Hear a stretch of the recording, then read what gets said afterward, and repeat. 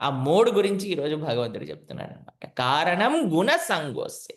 గుణం, మోడ్ ఏంటవి? ఒకసారి మొట్టమొదటి శ్లోకం చదువుదా, ఏం చెప్తున్నారో స్వామి అర్థం చేసుకుందాం. श्रीभगवानुवाच परं भूय प्रवक्ष्यामि ज्ञानानां ज्ञानमुत्तमम् यज्ञात्वा मुनयः सर्वे పరాం సిద్ధిమితో గతాః. శ్రీ భగవానుడు పలికాడు, దేనిని తెలుసుకొని మునులందరూ పరమ సిద్ధిని పొందారో అట్టి సమస్త జ్ఞానంలో ఉత్తమమైనట్టి ఈ పరమ ఉత్కృష్టమైన జ్ఞానమును తిరిగి నేను నీకు చెబుతాను. మునులందరూ, యోగులందరూ ఏదైతే పరమమైన జ్ఞానాన్ని శాంతి పొందుకున్నారో ఆ జ్ఞానాన్ని నేను నీకు బహుకరిస్తానన్నాడు ఓ అర్జున అని కృష్ణ భగవానుడు చెప్తున్నాడండి. ఒక ముని, ఋషి, యోగి, ఒక సాధువు లక్షణం ఏంటో తెలుసా అండి? ఆనందంగా, శాంతిగా ఉండటం. వారు ఎలా ఈ భౌతికమైన మాయా ప్రకృతిని దాటగలిగారట అంటే ఈ సీక్రెట్ తెలుసుకోనటండి.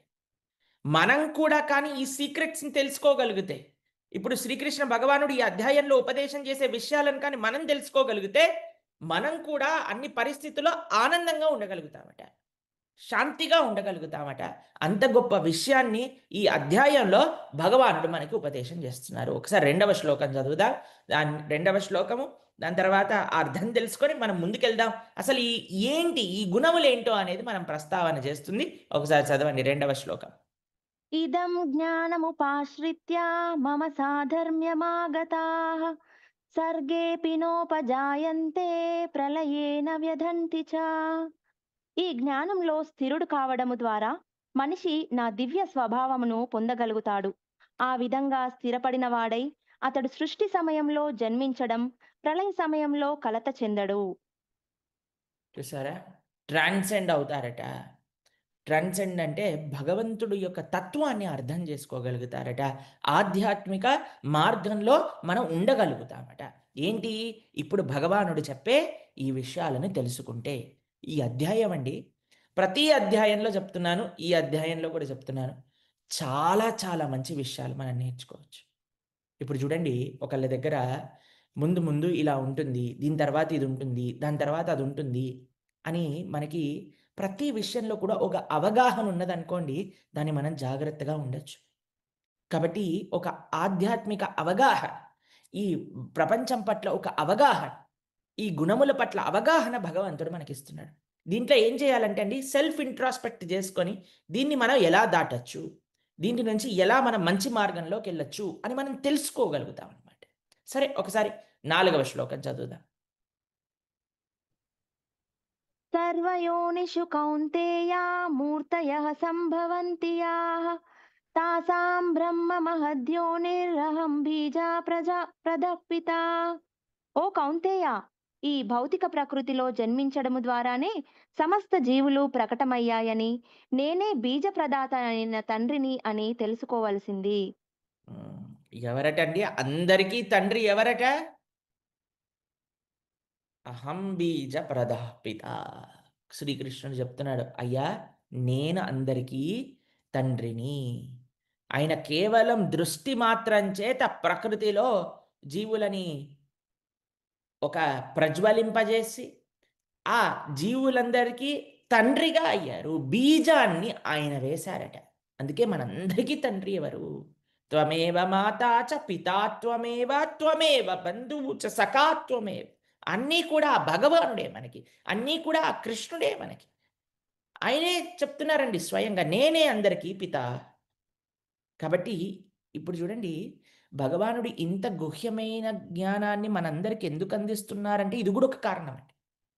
తండ్రి ఎలా అయితే పిల్లవాడికి అన్నీ చెప్పేస్తాడో, "అరేయ్! నీ దగ్గర అక్కడ ఆస్తి ఉందిరా, అక్కడ భూములున్నాయిరా, ఇది మీ ఇల్లేరా, అది మా ఇల్లురా, వీటన్నిటివి నీ మొత్తం ఇదంతా నీదే."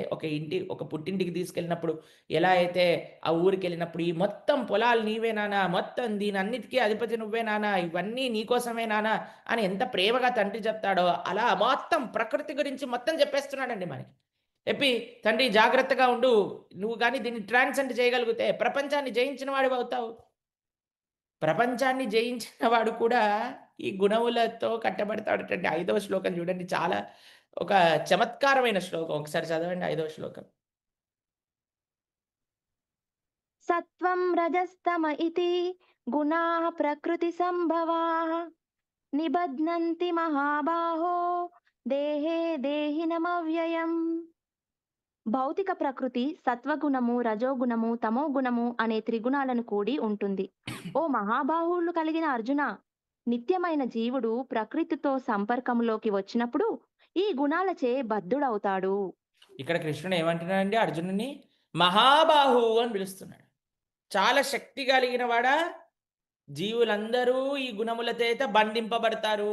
అంటే అర్జునుడికి కూడా చెప్తున్నాడు, నువ్వు మహాబాహు అవ్వచ్చు, నువ్వు కూడా బంధింపబడతావు. కాబట్టి అటు కొద్దిగా గ్లోరిఫై చేస్తూనే ఇక్కడ చెప్తున్నాడండి, ఇవే త్రిగుణములు. మీరు చూసారా ఇక్కడ భగవానుడు అన్నిటికీ అధిష్టానం, ఆయన కింద 3 గుణాలట. ఏంటా 3 గుణాలు? మన పప్పెట్ షో చూసారా అండి మీరు ఎప్పుడైనా? పప్పెట్ లాగా మనని ఎలా అయితే పైన ఎవడు ఆడిస్తున్నాడో కనిపించడండి. కానీ అందరి కిందుండే బొమ్మలన్నీ ఆడుతూ ఉంటాయి. అలా ఇక్కడ కూడా ఈ 3 గుణములు ఈ ప్రపంచాన్ని మొత్తం కూడా ఆడిస్తూ ఉంటాయట. ఏంటి ప్రభుజీ అవి ఏదో చెప్తారంటున్నారు. ఏంటో చెప్పండి తొందరగా అంటే 3 విషయాలు గుర్తుపెట్టుకోవాలండి. ఏంటి 3 గుణములు? చక్కగా మీరందరూ నోట్ డౌన్ చేసుకుంటున్నారు అని మేము భావిస్తున్నా. చక్కగా ఒక పుస్తకం, ఒక పెన్ను పెట్టుకొని రాసుకుంటూ ఉండండి. రాసుకున్న విషయాలన్నీ మనన చేస్తూ ఉండండి. మనం ఎలా అయితే ఎంసీక్యూ క్వెషన్స్ ఉన్నాయో, డిస్క్రిప్టివ్ క్వెషన్స్ కూడా ఉన్నాయండి. ఆ డిస్క్రిప్టివ్ క్వెషన్స్‌కి కూడా కరెక్ట్ ఆన్సర్ ఇవ్వాలండి. అవి కూడా కరెక్ట్‌గా రాస్తే దాని తర్వాత మార్కులొస్తాయి. దాని తర్వాత భగవత్ ప్రసాదం వస్తుంది. కాబట్టి జాగ్రత్తగా ఈ విషయాలన్నీ తెలుసుకోవాలి. సరే మీరు రాసుకుంటారు కాబట్టి రాసుకుంటున్నారని భావిస్తూ చెప్తున్నాను. ఈ క్వెషన్ కూడా ఉంది ఈరోజు క్వెషన్ పేపర్‌లో. ఏంటి ఆ గుణములు 3? సత్వ, రజస్, తమ అని 3 గుణాలున్నాయట. మీకు ఎక్స్‌ప్లెయిన్ చేస్తాను ఫస్ట్. దాని తర్వాత ఇది చూద్దురు గానీ మీకప్పుడు క్లియర్‌గా అర్థమవుద్ది. మీరు చూడండి, ఒక లైట్ ఉందండి. ఒక వైట్ ట్యూబ్ లైట్ ఉంది. వైట్ ట్యూబ్ లైట్ పైన మీరేం చేశారంటే, ఒక బ్లూ కలర్ పేపర్ అంటబెట్టారండి. అప్పుడు ఏం లైట్ వస్తుందండి? బ్లూ లైట్ వస్తుంది. కొద్దిసేపు అయ్యాక ఏం చేశారు? అది తీసేసి గ్రీన్ కలర్ కవర్ అంటబెట్టారండి. అప్పుడేమొస్తుంది? గ్రీన్ లైట్ వస్తుంది. అది తీసేశారు. కొద్దిసేపు అయ్యాక రెడ్ కలర్ కవర్ పెట్టారండి. దాని తర్వాత ఏమైంది? రెడ్ లైట్ వస్తుంది. ఆ రెడ్ కవర్ కూడా తీసేస్తే ఏ లైట్ వస్తుందండి? వైట్‌గా ఉంటుంది. లైట్ యొక్క స్వభావం ఏంటి? ఆ ట్యూబ్ లైట్, మీ ఇంట్లో ఉన్న ట్యూబ్ లైట్ ఏంటి? White colour. దానిపైన ఏం అంటబెడితే ఆ కలర్ బయటికొచ్చింది. అంతేనా? అలానే మన యొక్క స్వభావం, మన స్వరూపం ఏమిటి? సచ్చిదానంద స్వరూపం మనం ఆత్మ. ఇప్పుడు ఆ